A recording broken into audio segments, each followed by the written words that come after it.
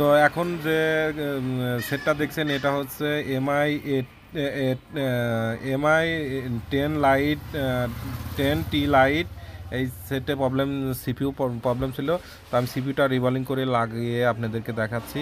তো এই সিপিইউটা হচ্ছে 7225-এর সিপিইউ। এই সিপিইউটা প্রবলেম ছিল, এই সিপিইউর কারণে পাওয়ার রেসপন্স থাকে না এবং পাওয়ার বাটন কাজ করে না এবং হচ্ছে চার্জ ওঠে না, এই তো প্রবলেম। তো আমি সিপিইউটা রিভলিং করে আপনাদেরকে, তো আইসিটি লাগানোর পরে তো ভিডিওতে দেখলেন যে আমি কিভাবে সিপিইউটা রিভলিং করে আইসিটা লাগাইছি। লাগানোর পরে এখন আমি পুরো ফিটিং দিয়ে নিয়েছি। নেওয়ার পরে এটা সেটটি মডেল হচ্ছে কোকো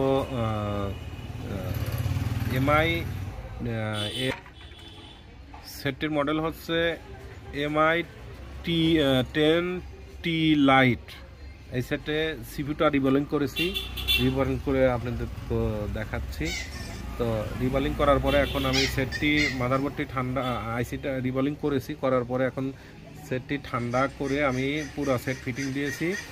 ফিটিং দেওয়ার পরে এখন আমি চেক করে দেখব, চার্জে দিয়ে চেক করে দেখব যে ইনশাল্লাহ আমাদের সেটটি চালু হয় কিনা। তো আলহামদুলিল্লাহ দেখেন যে আমাদের ডিসপ্লের লোগোটা চলে এসেছে, আমাদের সঠিকভাবে সিপিইউটা ইনস্টল করা হয়েছে। তো দেখেন যে আমাদের চার্জ দেখাচ্ছে। তো এখন আমি ফোনটি চালু করে দেখব। আসলে যখন সিপিইউতে প্রবলেম হয় তখন এইভাবে চার্জিং দিলে চার্জ শো করে না, এখানে শুধু 167 উঠে 187 উঠে বসে থাকে, এটাই করে এবং কোনো প্রকারের পাওয়ার প্রেস করলে কোনো পাওয়ার কাজ করে না।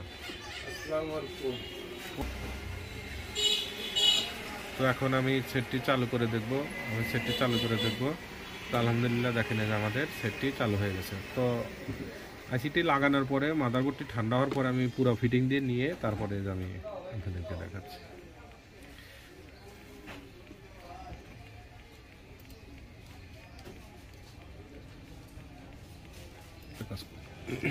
কথা তো আর দেবো না, কথা তো অবশ্যই দেবো।